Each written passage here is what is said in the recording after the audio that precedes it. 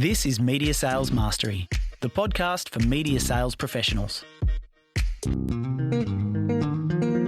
In each episode, we bring you information, insights, ideas, and interviews from some of the industry's top thought leaders. Head to mediasalesmastery.com to help pick the topic and guide the show. This is Media Sales Mastery, the podcast for media sales professionals. I'm your host, Jamie Wood. Our guest today, we're getting him back, Richard Wentworth-Ping, founder and managing director of Wentworth People. The topic is all about getting the most from your support staff, and specifically what we're going to talk about, delegation, feedback, accountability. It's a natural extension of the topic and the episode we did late last year with Richard, which was overcoming organisational politics. Really interesting, when we did that episode, I did wonder whether it was going to resonate with the audience, not because the content wasn't good, but because people who seek this podcast out are clearly wanting to get better at the technical side of media sales. What I would say is that episode was probably one of the most listened to and got some of the best feedback of any episode I've done so far. And Richard in particular got a lot of great comments. So look, in my view, I think the best media sales people are the ones who understand how to effectively draw upon the resources of their business. And when I say resources, I particularly mean people, because it's all about delivering the best possible outcome for their clients. Now, that's easier said than done.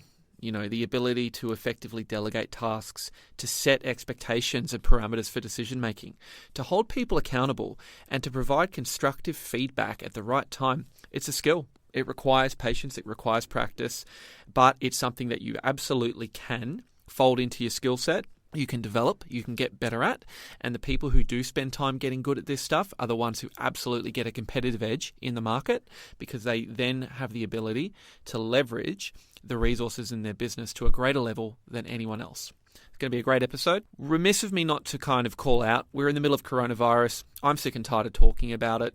I don't want this to kind of be a history lesson because I hope that people will listen to this podcast in the future.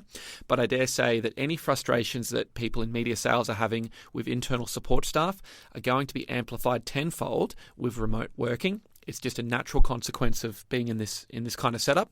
So we are going to pepper our conversation with some techniques and some reasons why you need to get good at this stuff, particularly right now. But please be aware that this is about how you can take this into the future as well, when we all return to the new normal. The first five. Richard, welcome to the show. Thank you, Jamie. Good to be here for the second time. I know. Well, it's funny. I just recorded an intro and I said your episode was one of the most listened to, and I got some of the most positive feedback of any podcast I've done so far. So that's quite the accolade for you, sir. So thank you for joining us again. Thank you. I'm holding my head up high. Well, look, we know who you are. We know where you're from. But before we jump into the main topic, tell us a bit about Wentworth People. What have you been up to lately in this new COVID-19 world? Last year, I was planning to go back to the UK for my mum's 88th birthday on March the 20th. I was tagging on a ski trip to Italy, go and see my beloved Sheffield United play football against Newcastle, yada, yada, yada. So I flew out of Australia on the 13th of March. Clearly, it all escalated pretty quickly. I moved my flight back to arrive in Sydney on the 22nd of March. 2 weeks quarantine. Pretty much 80% of my business postponed. So clearly not a lot of people are doing, nobody is doing face-to-face learning and development, coaching, consulting. So it's all gone virtual. And I've used the time to be a good partner to all of my clients who've supported me and offer them pro bono work. I've been getting very adept at doing Zoom calls, virtual coaching, and really helping my clients just deal with all the ambiguity and uncertainty that's happening. And then I've also used the time to really build a whole suite of content that can be accessed by clients for them to deliver or for me to deliver on a virtual platform. So, it's the old adage, if life gives you lemons, make lemonade. I think I and a lot of my clients will come out of this in better shape. We'll certainly come out of it in different shape. I think it's been not just a nudge, but an almighty shove to get a lot of companies and organisations properly digitally enabled. I think some have been pleasantly surprised how their workforce have managed to move to a work from home environment. I think some have been found wanting. I think, the topic obviously that we're doing today is around getting the most from your support staff. And look, that's relevant and applicable all the time in media sales. But with so much of the workforce set up remotely, I think it might be fair to say that if you're somebody who's experiencing issues in this area, they might be particularly pronounced right now. Would you agree with that? Absolutely. One of the other things that I was doing beforehand, but I've kind of upped my game, is putting short posts on LinkedIn. Not quite a thought for the day, but fairly regular, 2 or 3 times a week. One of them was this observation, initiated from a conversation with a client, that a lot of their managers were really saying they were too busy to make regular one-on-one calls with their remote team. Because they're, changing their supply chain, shoring up revenue, trying to get revenue from other places, yada, yada, yada. And indeed, all of that is true. And then the HR director said, and I think a number of them are on the assumption that, hey, they're okay, they're troopers, they're really good. And she went, and they're not. And so my post was really, and this has been in the media and advertising industry, the, Are You Okay campaign was predicated on the belief that when you ask people, particularly in Australia, hey, are you okay? Yeah, sure. All good. Nothing to see here. That's not the truth. People aren't okay. They just do this superficial answer. And what the COVID situation has amplified is actually some really bad management practices. The topic of this is how do you get the best out of your support staff? Getting the best out of your support staff requires that you properly people manage. And this amplification of I'm really too busy to do what I would call the human element of people management as opposed to the task element of people management. It's just exacerbating a problem that was there. Bad managers always had that belief. I'm really busy. I haven't got time for this stuff. And it's like, you haven't got time not to do this stuff. Just because there isn't an immediate deadline, which there is to client work, is a big mistake, because the deadline will become apparent soon if you are neglecting that stuff. So that's a little bit of a long answer to your question. The simple answer is yeah. No, look, I think it's important to kind of frame the episode because, I do agree. I think a big through line of this topic is the urgent and the urgent and seemingly important versus the important. We're always going to have the urgent stuff, battling to take priority over the stuff that's actually really important. And I think that's a great demonstration of that, not just if you're in a management or leadership role in a traditional hierarchy, but if you're somebody who just actually depends on stakeholders in the business to help with you delivering on your objectives. So, look, let's get into the main topic now. Media Sales Mastery. I want to talk about some foundational stuff, which I know might seem like we're covering over sort of old territory here, but I think everybody would find this relevant and applicable. Delegating tasks, setting accountability, providing constructive feedback. Why are these seemingly fairly simple skills, why are they so challenging for people within corporate environments? Why do we struggle so much with these 3 things? So let's deal with them one at a time. So delegation is really all about freeing up the manager, or if you're not called a manager, senior salesperson, whatever it is, freeing up your time to do higher value work and you delegate it to someone else. That's one reason you delegate. The other reason, there are more than two, another reason you delegate is to build capability in someone else. So by giving them a task, you learn. Everybody listening to this podcast will have had that experience of someone giving them something to do. It might have been outside of their comfort zone. It might have been a stretch. Might even, just dropped in the deep end, but it's like there's learning there. So freeing up your time so that you can do other things.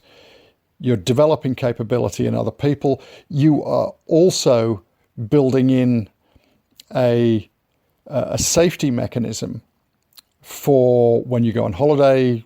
God forbid you get ill, something like that happens. If you haven't given people the capability to do stuff when you're not there, then when you are not there, things grind to a halt, or just everybody's going to go, crikey, what do we do? Jamie or Richard didn't, they haven't left any notes. I wasn't covered. They did it all themselves. If those are the reasons why we delegate, and people intellectually go, yeah, I get that, behaviorally, they find it really difficult for a number of reasons. Let's list them. One, they think they do it better than anybody else. Why, therefore, would I give it to someone else who is going to do an inferior job? I'll do it myself. Passing and delegating a task onto someone else, for someone who is in that mindset, presents too much risk.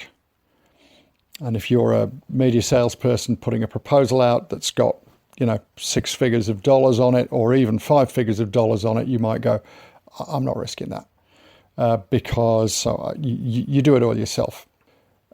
You might like doing the job. You might go, well, if I delegate that, I'm losing something that, to quote Marie Kondo, brings me joy. Therefore, I am not chucking it out. I'm going to keep hold of it. It might be that the client or the agency or whoever that you are dealing with goes, Jamie, I only want you to be looking at this and handling this. Now, that can happen sometimes, but it's never 100%. So we come back to intellectually, why would you delegate? What are the blocks to delegating? The other reason that people don't delegate is that they've been burnt with a previous exercise of delegation. In other words, they've delegated something to somebody and it's not been done as well as they wanted. Therefore, they have been proven right with their assumption too much risk. Now, I would argue that any time someone delegates something to a support staff, I'm using that in the context of this podcast, but delegates anything to anybody and it's not done to your satisfaction, that's on the person who's delegating. And they have messed it up, usually one of 3 or 4 touch points. They've either chosen the wrong person. They've chosen the wrong person because either they didn't have the skill or they didn't have the desire, motivation, attitude to do it. So those are the 2 dimensions that factor into delegation. Is someone capable of doing it? And there's a sort of scale, 1, absolutely not at the moment, to 10, they're completely competent to do it. And what's their motivation or desire to do it? Again, sliding scale, 1, they don't want to do it at all, to 10, they are absolutely up for it. So if you can think of those 2 scales and you've got a sort of graph, where do you put people? So desire and capability, if you've got that wrong and you delegate a task to someone to do and they either are not capable or they're not up for it, you're going to have a problem. Second failing is they don't brief people correctly, which is linked to the first point. The briefing is often done poorly. There are assumptions made, even in the simplest delegated task. Could you just photocopy that document for me?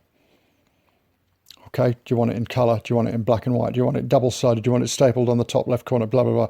You know, it's like, did you fill in the blanks? I mean, that's just a really basic delegated exercise. Never mind something more complex, which you are likely to be delegating as a media salesperson to a support person. There's a whole load of complexity. People have in their head, oh yeah, there is a lot of complexity, and therefore it's just going to be quicker and easier to do it myself. Again, big trap to my earlier point is that this logic only stacks up so far, because if you keep with that logic and you never train people up to do the job, it is longer in the end because you keep on doing stuff. So selection of the person, briefing of the person, how much detail you put into that. I mean, I use an example on workshops that say, if I was delegating to you, Jamie, the task of cooking a meal for all the participants on a workshop. So let's say there's 8 people on a workshop, and go, right, Jamie, we need to have a sort of, you know, we're on a 3-day workshop, and I'd like you to organise a meal for us all, and you're cooking it on the Friday. You've got a budget of $50 per person. If you are a really experienced cook and you're highly motivated to do it, and it's really exciting, and you've done this type of thing before, that's probably all I need to tell you.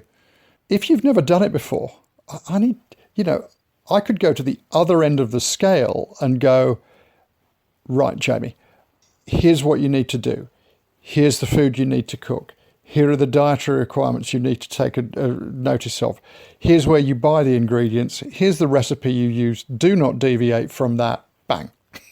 Now, which way gets the right result? Well, both potentially get the right result. The first one has some risk. If I've chosen wrong, it has very little risk if I've chosen right. The second one, I'm delegating to you to do that task, but I'm being very prescriptive. Okay? You ask a secondary question, how much do you learn if you are given a highly descriptive delegated task? How much engagement do you have with it? Far less. In answering your question, why is this so hard? Because it's complex. There's a lot of moving parts. The final part in why it's so hard and why it's difficult and why things go wrong, people set up very poor monitoring and oversight mechanisms. They often do too much, micromanagement, or they do too little, abdication. So if I use my cooking dinner, putting together a proposal or a deck or something like that, if we put it in media, and it's going to, we're on Monday and I want it finished on Friday, do I check in not at all and wait for you to come back on Friday with the finished deck or proposal and go, ta-da, I've done it, Richard? Well, I'd better be really confident that you're going to do your da-da and it's going to be what I want. If I'm not, then I would say to you, Jamie, this is the first time you've done this big type of proposal or this deck. Let's check in twice through the week. So we've got some milestones, and if you're struggling, we've got time to correct it. What we don't want to do is get to Friday.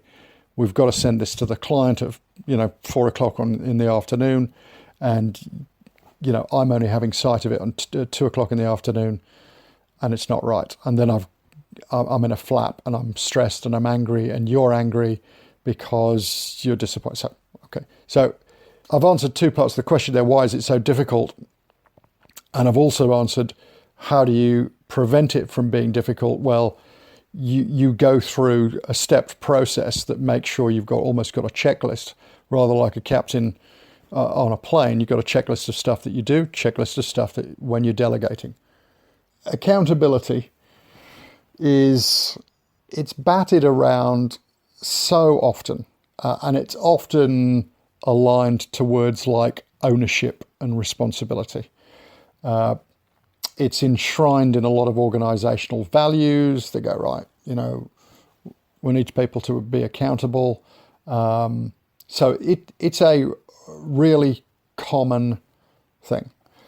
But if something goes, and really, when we're talking about accountability, and as I say, there's a sort of interchangeability with the word like ownership and words like ownership and responsibility. What we're saying is you're accountable for the end result. That's fine if the end result is a good one. I'm really accountable for that. I'm all over it. Now, if something goes wrong, that's where this is tested. Now, if something goes wrong, and let's say it's the support person who, you've given the task to, you've delegated the task to, and it's not been done wrong.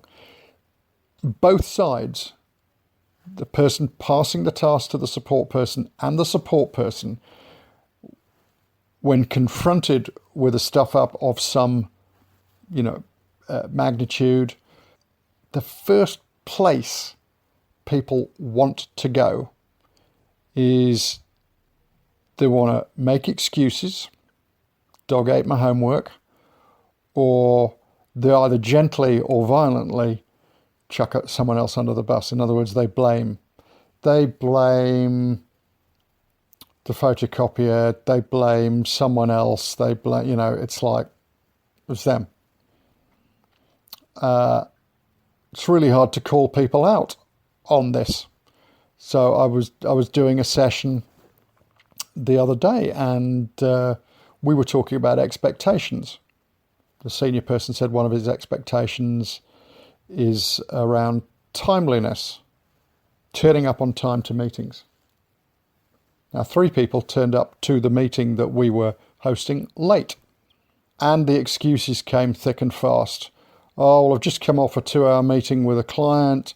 I had to go to the toilet, had to do this, had to grab a bite to lunch. Okay, but we've had this in the diary for over a week, and because you're late, we're starting late. Now, I have to say, I didn't call that out on the call because it wasn't my job to, but it was it was just there in your faces. I knew it, that the first place they were going was to make excuses. People do that.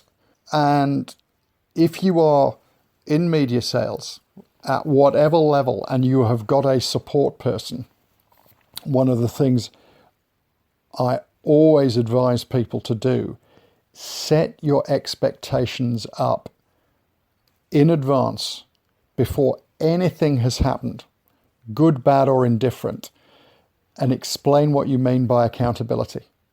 Okay?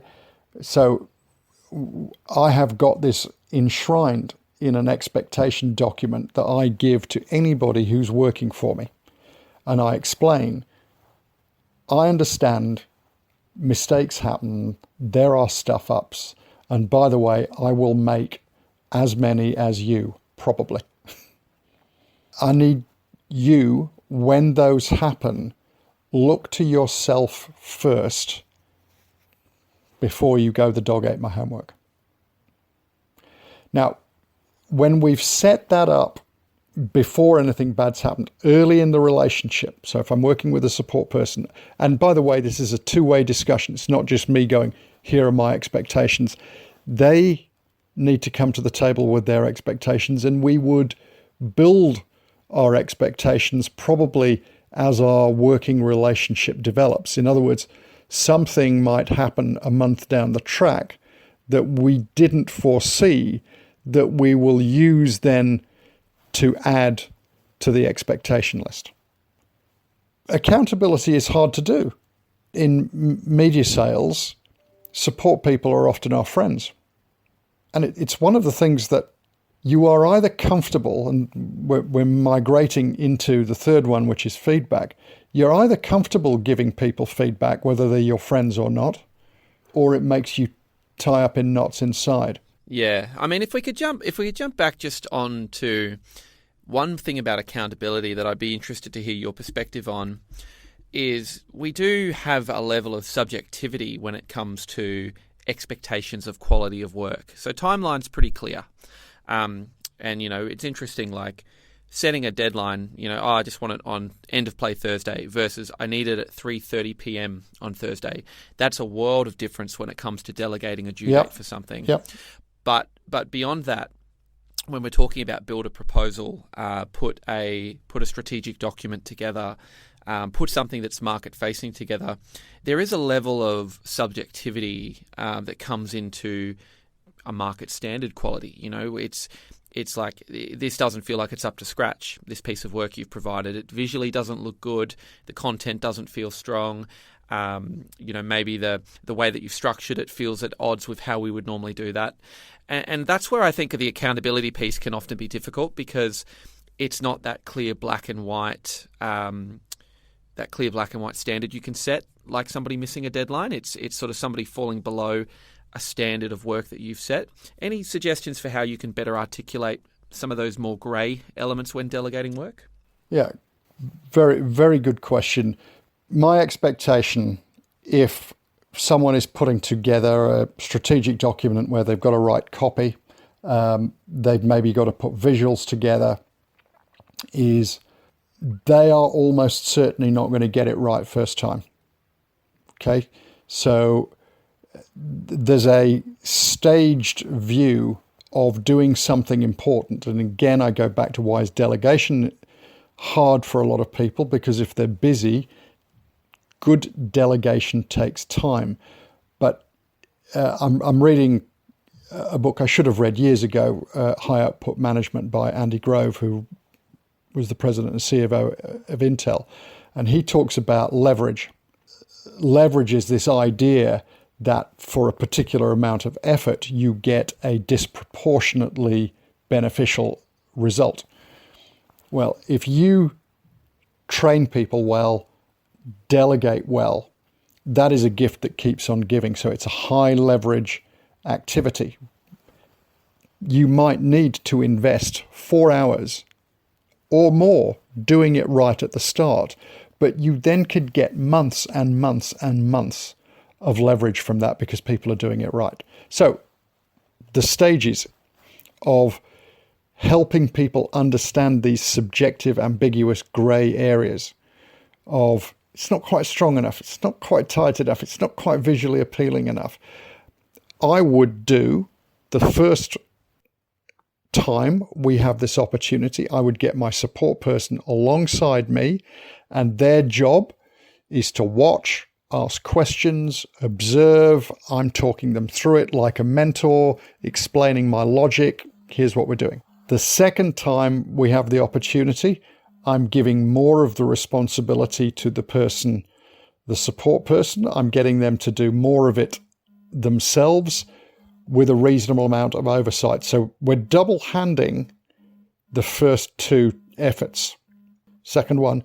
The third one, they do more of it themselves, less oversight from me, but some oversight. And maybe it's at the fourth cut, they're pretty much good to go without a huge amount of oversight and supervision.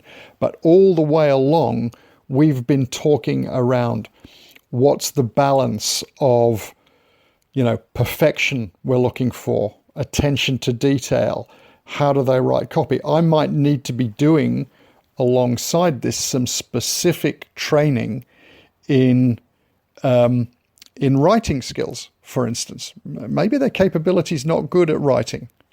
Maybe their grammar's not good, but maybe they're just that. So I need to build up their capability on that. But all the way along, we've been talking about that, and it will be underpinned, and you may have a different view to me.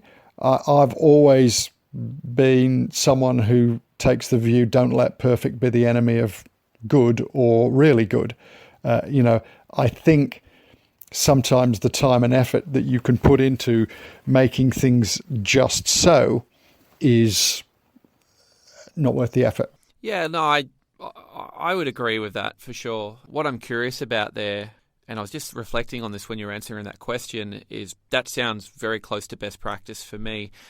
In terms of providing feedback, though, if we move on to the topic of feedback, let's think of it in the context of service department. So let's say you've got a script back from a creative writer, you've got a visual mock-up, from a graphic designer. Maybe you've got an idea back from a show, something where there's a dedicated department that's providing you a piece of work that you don't feel is really hitting the mark or is up to the right standard. In terms of providing kind of feedback and having those crucial conversations, also knowing that we're in a fairly time poor, fairly dynamic, fast-moving environment, any sort of feedback you might have around how to provide, meaningful feedback around a task or a duty that wasn't delivered to an acceptable standard in that kind of context? Your question has a couple of elements to it. So, feedback about someone's behavior is hard, maybe, for all sorts of emotional reasons that people don't give and receive feedback particularly well. But if I was giving feedback to you and went, Jamie, in that podcast that we did, you interrupted me about 3 times. By the way, it's hypothetical, Jamie, you're not doing that. But you interrupted me about 3 times. Okay, now I understand that you had a question to ask and we had a finite amount of time. However, I felt that you weren't letting me get the message across. That kind of put me off my game. So I think if we're going to do another one, you get the drift. So giving feedback on someone's behavior is actually relatively straightforward once you grasp the best practice elements in giving feedback. By the way, it's still really hard. Almost every workshop I do around leadership and management, almost irrespective of the seniority, I find people are poor at giving feedback. They basically bottle it and they don't give feedback. They sugarcoat it or they do the other. They're brutal. And they start personal attacking people and going, you're lazy, you don't, and it doesn't go well. But that is it's something you can learn. There's a framework. And once you've got that, you can give feedback on people's behavior. So, for instance, if your support person is not hitting deadlines or basically chucking people under the bus, reasonably straightforward. But your question is, how do you give feedback on creative scripts not really strong enough? That's a lot harder. That's a lot harder. I've just had my website rebuilt. And, I was the person briefing the web developer to do it. But we had a couple of rounds where I went, just not happy with that. Yeah. Okay. And I can tell, and by the way, we covered this off before we start, reference back to this thing around expectations. I'd said to them, if you think I am spinning your wheels with my wishy-washy briefing and my subjective, I just don't really think I like it, you got to tell me. Okay. But we were in that situation. It's just not landing how I want it to land. That's no good to anybody. Because they go, well, what do you want? I don't know, but I'll know when I see it. Okay. If that's no good. That's not feedback. That's just go away and do more work. And people can't work like that. So you have to be specific, and you then have to, again, I'm a big believer, look to yourself rather than the person who's doing the work. Has your brief been clear enough? Do you know what good, very good looks like? Are you able to articulate it? Are you able to give examples and show what that looks like? Because only if you can answer yes, yes, yes to that, can you give the feedback and go, this isn't strong enough because your language is here. Let me give you some examples. That needs to have more active language than passive language. Do you know what I mean by that? No, I don't. Okay. Right. So reference delegation. Have you delegated to the right person? Do they know that? If you've got really good people who should be doing better, the honest conversation is, Jamie, you've done this loads of times before. How am I making assumptions of knowledge, expertise, that is wrong? Or were you just not on your game today? Because, by the way, I get it. Now, some people who are coming back with creative scripts and things like that will go, yeah, okay, I should have done better. There's a famous story about one of the US Secretaries of State in some previous presidency, not the current one, years ago, with interns and people who just started working with him. When they handed him a report or a document, he used to go, "Is this your absolute best work?" And what do you mean? Well, if I gave you another hour to really go at it, dot the I's, cross the T's, do you want that extra time? Because I'm going to read this on the assumption that it is your very best work. You checked it, and if I come back and critique it, so be it. But you will not be wondering, oh, I should have done a bit better. And what that did apparently was people used to often go, I think I'll take the extra couple of hours.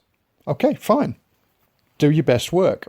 Is that one, I'm trying to remember if there was a technical term for it. It probably leads into self-assessment, but it was almost, I guess there's two schools of thought here. It's like, okay, we've got a department, they're consistently not delivering work on maybe the timeline or to the quality that maybe the sales team feel that they need in order to go and be successful in market. Let's say we're diagnosing the reason why. We're doing some self-assessment there. And before I jump into the question about self-assessment, is there a differentiation between like a process fix versus like an adaptive behavioral fix that needs to happen here? Like, if somebody's given you a piece of work and it's substandard, what would be the way that you might diagnose whether that's actually something to do with the process or something to do with the individual? Let's just, for your listeners, just explain the difference between a technical fix and an adaptive fix. Okay, so if you are having trouble sleeping and you go to the doctor and go, look, I'm having trouble sleeping, could you give me some sleeping tablets? The doctor will go, well, Richard, could you tell me a little bit about what you do? What are your sort of behaviours and habits leading up to sleeping? Now, I could answer, well, it's great. I don't drink any alcohol. I make sure I switch off my screens, a couple of hours before I go to bed. I don't fill myself up with cheese, coffee, blah, blah, blah. And I've got a nice routine, but I'm still not sleeping. Well, I go, oh, okay. So maybe it is some type of technical fix, maybe the sleeping. But let's say I answer, well, I'm working on my laptop up until 11:30 and then I slip and I eat late and I drink a few glasses of wine. The doctor will go, Richard, I'm not going to give you a sleeping tablet because that will just mask the problem. You need to change your behavior. Sleeping tablet is a technical problem. Behavior change is an adaptive change. Okay, so if hopefully that particular metaphor works for the listener. Let's apply it to what you're saying. You've got repetitive work that is not being delivered to the quality you want or the deadline or whatever it is. Let's just do the deadline one.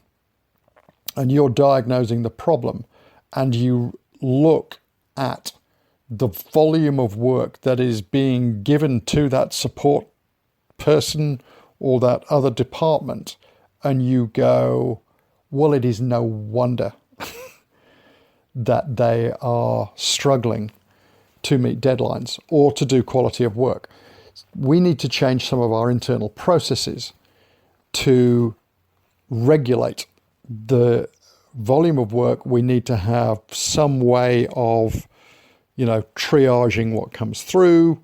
Then that will enable them to do better work. There is always an adaptive element to a solution because part of the problem, there's lots of people giving this support person or the support team work, but maybe their part of the problem is they just can't say no, so they're not assertive. And so the behavioral change is to help them become more assertive and feel they can say, no, I can't do that by this deadline, but I can do it by this one. Creative work, again, there may be a technical solution to this. There may be a process. It might be the briefing process. Is the brief given verbally or in writing? Is there a conversation about the brief? Do people come back and ask questions about the brief? So that briefing process may need to be changed. There's a protocol put in place that could solve the problem.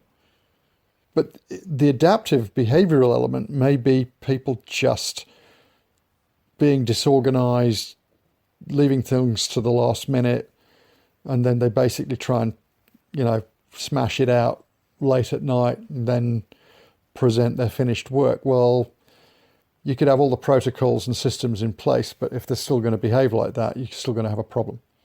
So the diagnosis has to be good enough to recognize that most problems are not solved by a new system on its own. There is usually a behavioral adaptive part to any problem. And usually both sides have got to change. The media salesperson or manager has maybe got to change a little bit of their behavior, and the support person has got to change a little bit of their behavior. Maybe they need training to do that. Maybe it's a skill thing. That's a really good point, sort of in terms of rounding this out around self-assessment. And to me, I think for media salespeople, that are maybe struggling in this area, it's important that we actually accept our part of the problem, because in most cases, probably all cases, we're in some way to blame for these issues. And I think it's very easy to sit there sometimes and point to 3 or 4 other departments and go, they're not giving me what I need. But, whether it's poor communication, it's not having the right conversations, it's failing to appreciate the other party's perspective. We do have to address that a lot of media salespeople have a lot of shortcomings and are probably actively contributing to the problems they're experiencing. What advice or resources could you point to that might help a media salesperson be better at self-assessing or increasing their self-awareness in this area, Richard? It's a really interesting one around accurate self-assessment and self-awareness, and it's why there's almost no really good diagnostic tool to rate someone's self-awareness. Because if you are not self-aware, you are not going to answer the questions in the diagnostic tool with any level of self-awareness. It's a paradox.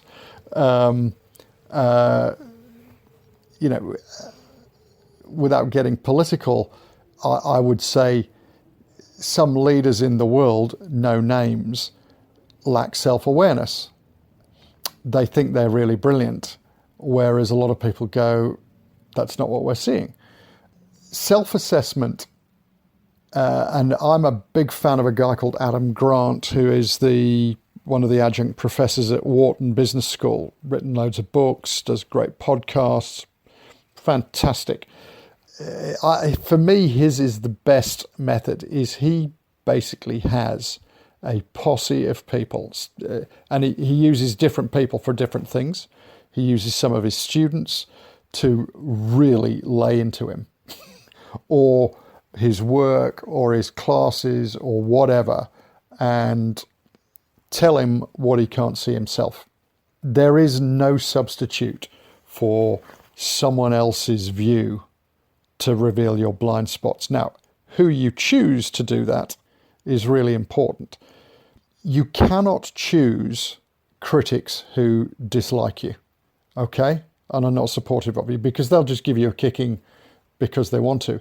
You also can't choose people who love you and are not willing to be critical, because they'll just go, Jamie, it's all good. You're a lovely person, wonderful manager. I've got nothing bad to say about you. You need people who are willing to be critical, but have got good intentions for you. Now, they might be quite thin on the ground, but you need them, okay? If you haven't got the ability to put that type of group in place, and it's, by the way, I've administered 360 feedback in lots of organizations. I think if it's done well, they're great. I think they're badly done in a lot of places. People either kind of rig the system, but done well, you've got the right people giving you the feedback that have got enough overview of your behavior to be able to give you an accurate assessment. Short of that, you need to have some, I would say, templated reflection questions against any particular piece of work that you do. So you are able to do your own post-mortem on. So I've done this over the years. So I've been in sales for 40 years, and I've lost lots of proposals and pitches. And I'm not ashamed to say it, because that's just the nature of the game. You've been in it long enough. I've lost bits of business that I go, I should not have lost that. Now, the post-mortem process, this is about self-assessment, is knowing what you know now, what would you have done differently 2 months ago when the proposal or the pitch process was started? And the self-assessment part of that question is huge, because you answer things that go, oh, well, I'd have done this, that, and the other. And therein allows you the opportunity to go, that's what I'd do differently. That's what I'd do better. That's what I'd change. And that's your self-assessment. I'd do a post-mortem on a delegated task with the person I've delegated it to. I might do a self-assess review after a team meeting or a whip. What went well, what didn't go so well, what was my behaviour like. This is the act of reflection. If you can make that a daily behaviour, there's a learning cycle developed by a professor called Kolb, Kolb, where he went, you do something, you stop and reflect what happened, you assess what you've learnt, you figure out what you need to change, you go and do something again. So that's the learning cycle. Trouble is, what most people in media do, because they're really busy, is they only do the first element of that. They don't do the reflection, they don't do the learning extraction, and they don't do the adaptation. We're back to Einstein's theory of insanity, is doing the same thing and expecting a different result. Yeah, and that's a fair point, because I think there is a tendency in our industry to just play what's in front of you, onto the next thing. And very rarely, if ever, do we sit down and do a real post-mortem on things that went bad and try to identify not only where did the rails go off, but before we readily start assigning blame, actually sit down and go, right, what did I do that increased the probability of this not going right? Where did that happen? It's probably good that you brought up that example around having somebody to provide feedback, because it sort of lends itself to our next topic. I can't ask my sales manager that. We got an email from an account manager in TV. He sent us this note a little while ago, so I apologise, it is a bit out of date, but I thought it would be good to hold this one over for you, Richard. So I'm going to read the question, and let's see if we can provide some thoughts and feedback for this individual. The question is, I'm an account manager in TV. It's not me who has the issue, it's my friend who also works as an account manager. She had an amazing senior sales coordinator who went on maternity leave 4 months ago and was replaced with a graduate. He's a lovely guy, but I'm worried that she isn't working with him correctly. She's taken back a lot of the workload her old coordinator used to do for her and refuses to pass it down to him because, in her words, he's made too many mistakes and he keeps asking me the same questions. She's constantly complaining about him to our boss, but I really don't feel she's giving a fair assessment of his abilities. It's not my place to say, but I think he only doesn't ask questions because she's very intimidating, can be overly vague, and therefore he seems petrified to make an error. I worry that my sales manager isn't aware of how bad this situation is, as she doesn't sit across the team like I do. With a work-from-home policy looming, I fear that the issue will only get worse. I have 2 questions. First of all, how do I tactfully bring this up with her? And do you have any advice for how they could get on the same page and work together better? I know what I would do if I was given the role of a coach for the person this other person is talking about, is I would ask a whole load of questions, which hopefully would make this person more self-aware and reflect that it maybe wasn't the support person's fault in their entirety. Maybe they were part of the problem. Now, I'm not given that role, so this person is going to have to tackle their friend, and they're going to have to time that right, because when you go in to have a conversation like this, if someone's highly stressed, it's what I call, if they're below the line, if they're in bad headspace, then they're not going to receive the feedback. So it's going to have to be set up with positive intent. It's going to have to be very diplomatic, because technically it's none of their business. But if you go through the options, do nothing. Of course, you could do that, but then this person looks like they're going to burn a support person pretty quickly like that, and that support person will leave, and then the same thing will happen again. So do nothing, probably not a good. Talk to the manager concerned. You can mitigate risk by learning how to structure that crucial conversation, how to not make it a lecture, how to give them space to think about and reflect on what they're doing, make sure that they see your intentions are only good. Third option, you go direct to the manager. I see higher risk in that, and I wouldn't advise that. You could go to HR, but again, that's really saying this is a conversation you're not willing to have. It's very difficult for other people to have that conversation if they're not seeing it firsthand. So I come back to the person's put, the time and effort to write you an email. They obviously feel strongly enough about it.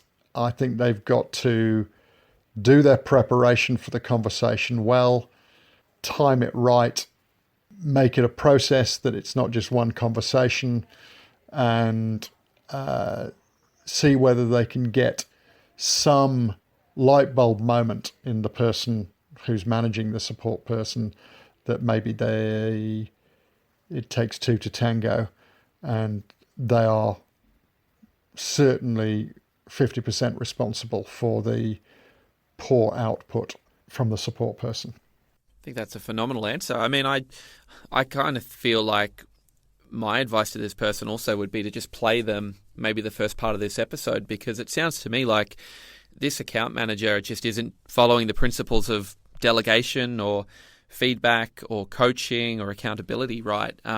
It's a lot of foundational stuff just seems to be missing here for me.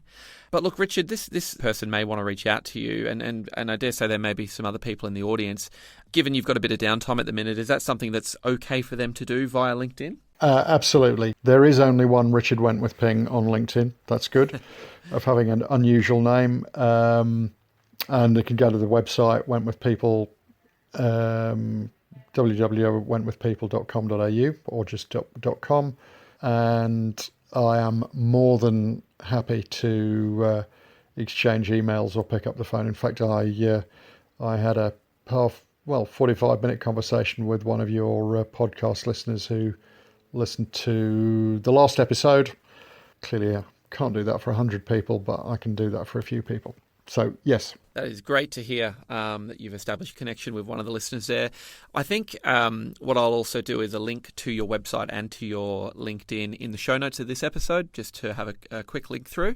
But Richard, as always, thank you so much for your time, mate. You've always been very generous with having a chat or just being able to kind of table issues or ideas with. I suppose on this topic, it's the kind of thing that I dare say organisations engage you for multiple day off-site workshops with a whole bunch of different curriculum and different exercises you go through. And it'd be sort of silly of me to ask you to condense it down into one final thought, but maybe there was one sort of parting thought you might want to leave the audience with around this particular topic of, getting the most from your support staff. Would love to hear what that might be. You get what you put in to a support staff. Is like, if you invest time up front in setting expectations, in building relationships, in building trust, that is a high leverage activity that will benefit you and them all the way down the line. If you try and shortcut it and you don't invest the time because we're so busy and we've got to hit the ground running, you don't get the relationship and you don't get the most out of the support person. And that's such a shame. I think one of the most fulfilling parts of the job, whether you're a manager or you're not a manager, is to see other people grow in confidence because of how you are working with them, and to grow and prosper. So that's kind of my final thought. Put the time and effort in up front. It'll pay you back in spades. I think if I could just add to that as well, that great point, I would say the same thing, that on any given day or week, everybody's busy. There's always stuff coming in. There's always that next urgent thing to do.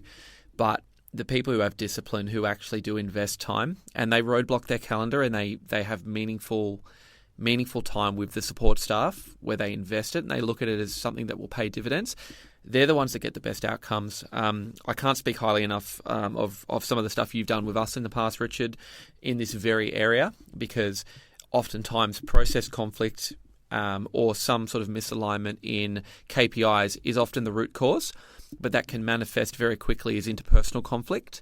And what I'd say to everyone listening to this is that there is a wealth of content out there. Richard's LinkedIn always has really good stuff getting shared, so follow him, check it out. And please feel free to send us questions, because with everybody right now working remotely, I think it's even more important that we actually get this stuff right. Richard, I want to thank you very much for your time again this evening, sir. It's great to have you back. Hope to get you back on soon. Pleasure, Jamie.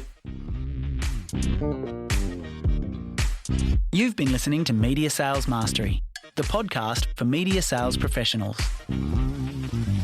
Head to MediaSalesMastery.com to help pick the topic, guide the show, and don't forget to subscribe to receive new episodes each week.